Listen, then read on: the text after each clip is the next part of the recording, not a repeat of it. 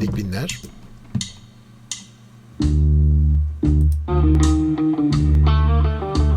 Şimdi galiba herhalde hocam Kıbrıs konserine baktınız mı? Yok, linki görmedim.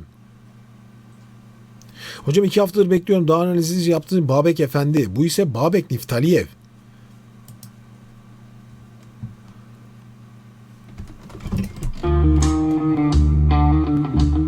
Şimdi Berika'nın ilk defa sesini duyacaksınız. Ben Berika'nın sesini daha önce defalarca duydum ama. Bütün parçaları yapan kendisi. Şarkıları söyleyen de kendisi. Ama tabii ki ilk çıktığında tamamen yapay zeka rengiyle duydunuz. Şimdi tamamen canlı şekilde söylüyorlar artık. Kendi grubuyla. Ne dualar ettim, ne yeminler bozdum. Bir sokak lambası gibi kendime sustum. Ben sevmeyi geç anladım, geç kaldım sana. Zaman dedi ki sen kim, mutluluk kim bana. Yani Berika'nın muhteşem bir şan tekniği yok ama şarkıcılığı ve ses rengi çok güzel gerçekten. Şarkıları bestecisi kendisi ve o nedenle de şarkıları söylediği ton da kendine ait. Mesela ilginç bir rengi var. Koyu bir renk ama tizleri çok açık. Çok açılmaya müsait bir renk yukarıya doğru. Parça da kazık parça. Kimse beni dinlemedi, ne kalbimi ne sözümü. Sustum, kırıldım, affettim kendimi. Ama sen yoksun ya artık, dünyanın sesi bile hoş gelir içime. Kimse beni dinlemedi, ne kalbimi ne sözümü. Sustum, kırıldım. Ama güzel olan şey mesela izlerseniz bakın yukarıya doğru çıkışına bakın. O biraz önce bahsettiğim okuma pozisyonundan bahsediyordum ya size.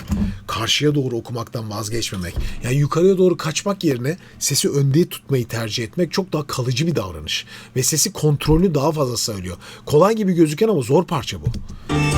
Hiç de kolay değil yani. Bayağı yukarıda geziyor. Sözümü sustum, kırıldım, affettim kendimi. Ama sen yoksun ya artık, dünyanın sesi bile. Demin izlediğimiz o arkadaşın oturma pozisyonunun aynısı değil.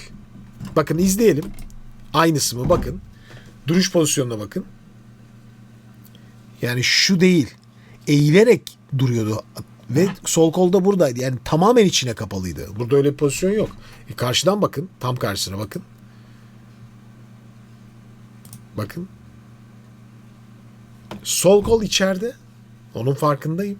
Ama oturuş pozisyonu aynı değil. Birazcık bunlara bakın. Ara dönemler. Aralara bakın. Bu kıymetli. Küçük bir şey ama işe yarar. Yıldızlara anlattım, senin adınla uyanıp senin suskunluğun. Evet, bu işte zaten şu sol kolun içeri gitmesi her zaman biraz içe kapanıklığı anlatır ama yine de olabildiğince o kapanıklığı gidermek için daha dik bir pozisyonu tercih ediyor okurken. Fakat her zaman öyledir. Yani bu sol kolun tamamen kapanması, tamamen yok olması hiçbir zaman iyi değildir. Ama sürekli hareket olması da çok kötüdür. Arada bir ifadesel ve rahat refleks haline dönüşen bir pozisyon gerekiyor. O da kaçınılmaz. Bazı şeyler hemen oturmuyor. Sonuçta Berika direkt olarak şeyden gelme değil yani. Sürekli şarkı söyleyen, sürekli sahneden gelme değil.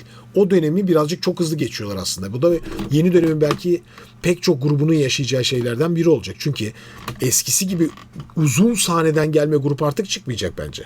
Öyle bir şey görmemiz çok zor eskiye göre. Bilmiyorum Özgün, ne düşünüyorsun sen bu konularda ama veya sizler ne düşünüyorsunuz? Gizem, sen ne düşünüyorsun? Yani Böyle bir dönemi yaşamıyor şu an gruplar. Çok hızlı sahneye geçiyorlar. TikTok'tan hemen sahneye geçiyor. Öyle olduğu için de o oturmuyor zaten hemen. Dinliyorum Özgüncüm. yani bir de şöyle bir şey var hocam. Berika Kaan'ın patlaması Nick Binler'le oldu ya. Yani kendi kişisel solist, solo kariyerle olmadı. Aslında ikisi de aynı.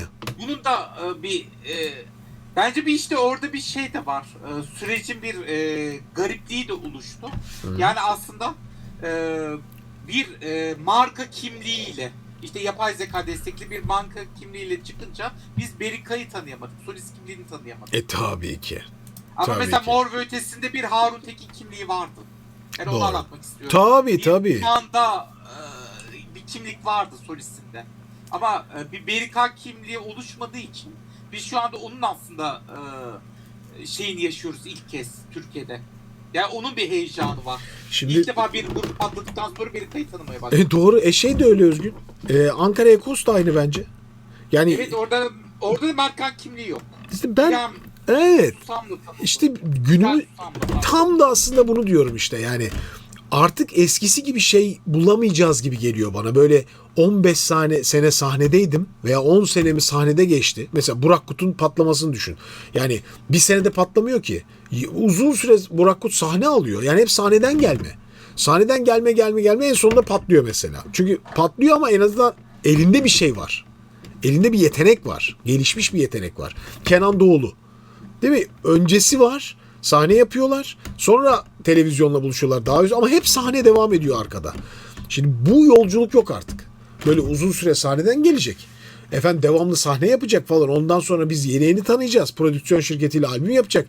Teoman ne yapıyor? Yıllarca önce işte Boğaziçi'nde sahne alıyor. Yok efendim mekanlarda sahne alıyor. En sonunda bir yerde yakılıyor. Özlem Tekin, Şebnem Ferah hep aynı hikaye değil mi? Önce bir yerlerde... Kemancı çok etkiledi. Ya önce sahne var. Tabii sahnede büyüyorlar. Sonra bir yerde bir prodüksiyonla geçip ve işi başka yere taşıyor. Şimdi yeni yetişen şarkıcıların böyle bir çoğunun daha doğrusu tabii ki var. Yok değil canım, olmaz mı yani? Bir sürü böyle ilerlemeye çalışan insan da var ama parlayanlarının böyle bir şeyi yok. Benim gördüğüm. Böyle bir dönemi yok. Çok hızlı geçiyorlar öbür tarafa. O nedenle de abi yani daha henüz tam oturmamış şeyler ortaya kalıyor. Çıkıyor meydan. Bak mesela grup Gündoğarken de bahsediyor Alp Tezcan. Gündoğarken de öyleydi. Bodrum'da Mavi Bar'da ünlü oldular diyor. Öyle. Öncesi var. O birikmişliği tanıtıyorsun. Şimdi birikmeden karşımıza geliyor. O Anatolian Lab burada. İyi pazarlar hocam. Akustikhanedeki Sabrıma Doğa daha lezzetli bir şarkı. Canlı olarak dinlerseniz seviniriz diyor. Anatolian Lab selamlar, hadi onu da dinleyelim. Sabrıma Dua. Ya aslında bu parçayı ben çok seviyorum. Kimse beni dinlemedi, ne kalbimi ne sözümü. Çok tatlı melodileri var. Bu arada şarkıların her biri çok güzel. Bence yani bu yapıda bir tamamlanmış bir parçada başka bir şey düşünürsek abi şey çok uzak görülüyor bence. Çok solist üzerinden sohbet edilmiyor mu sizce? Ya sadece solist üzerinden bir yolculuk var.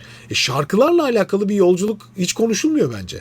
Ama bence genel insanlara ulaşan kısmı solistten çok şarkıların kendisi değil mi sizce? O da bir tartışılacak mevzu işte. Bu hızlı geçişlerde aslında odak çok bozuluyor. Çok karman çorman bir hale geliyor. Sabrıma Dua. Biraz ilerletiyorum.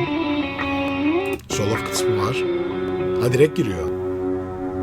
Benzeme derman sende bile. Hafif entonasyonlar var girişte. Biraz da geriye doğru kaçmada olduğu için hani sonunda toplayarak geri dönüyor. Yüz çevirmem tırnağından dişine. Mesela son harflerde çok kapalı sesler. Teknik olarak. Ya sesler çıkıyor. Epey tiz bir nottan giriyor. Bir duygu var. Ama teknik daha iyi olabilir. Tırnağından Mesela geriye doğru yatan bir A'ya bu. dişine. Mesela son E'ye kapalı kalıyor. Durulmak sanma. Buradaki A mesela yana açık bir A. Sanmak. Ma gibi geliyor. Aslında biraz daha koyu durabilir. Ma belki. Bu şekilde çıkması daha kolaydır da. Bak mesele. Dön hele kendi özüne. Bitti mi döndü? Al bu bendeki serbe yara. O parça harika işte diyorum ya bak bir noktada neye ulaştığımız çok kıymetli, bir noktada bir enerji geliyor bakın. Al Tam açık. bu bendeki Hafif boğaza da düşecek. ellerde yara.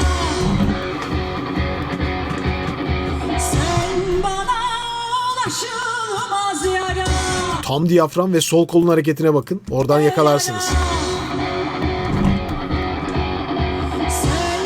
Bakın. bana ulaşılmaz Biraz daha en azından yara. şu en azından hareketi görüyorsunuz. Sol kol. Yani dengeyi sağlayacak, o diyafram desteğini sağlayacak şey o. Yoksa burada kalarak olmaz. En sonunda bırakıyor bakın. Bana ulaşılmaz yara. Ya vücudun serbestliği çok kıymetli çocuklar. Derdime çare. Tam açık ağız.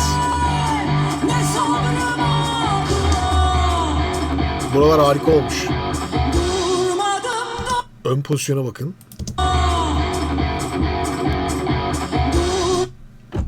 Dur.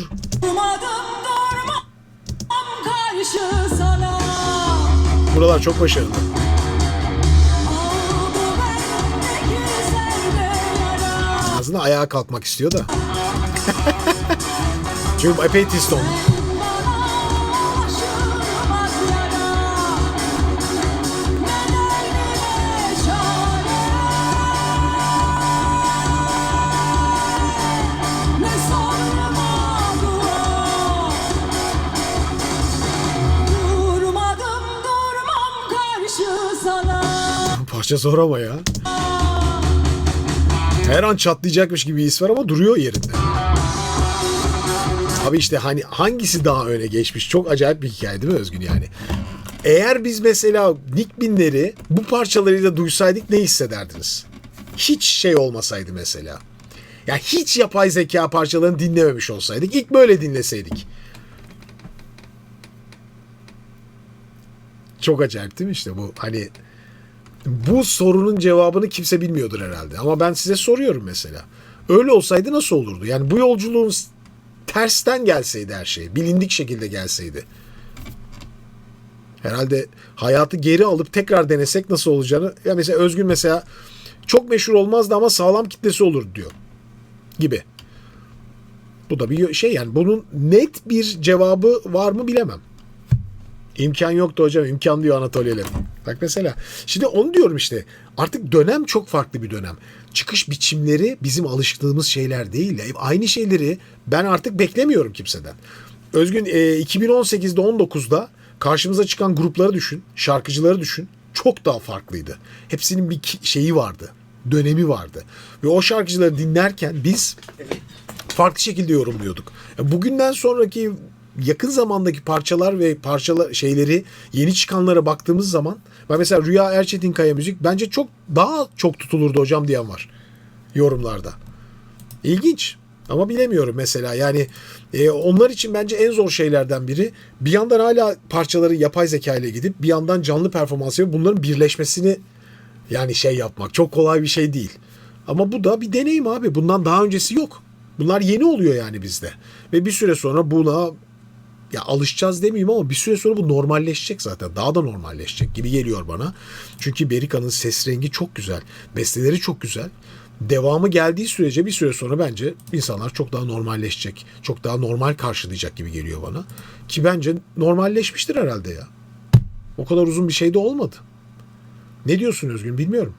Hiçbir zaman bilemeyeceğiz tabii ama ilginç bir yöntem ve bu ilk değil ne son olacak.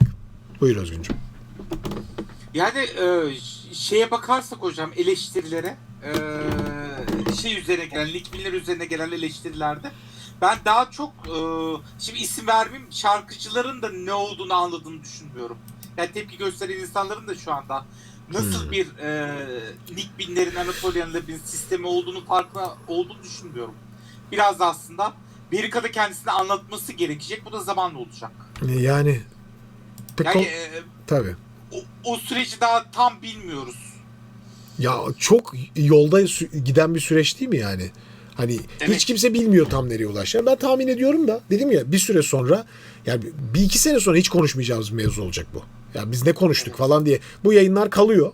Ya bir iki sene sonra şöyle diyeceğiz. Yani o zaman neler konuşmuşuz? Bunları dert ediyormuş falan herkes. Veya işte. Çünkü bence herkes kullanacak yani bunları. Ben Kaçınılmaz. şimdi Gizem'le Ayşenur'u da merak ediyorum ama. Olur. Sizler de fikirlerinizi söyleyin kızlar.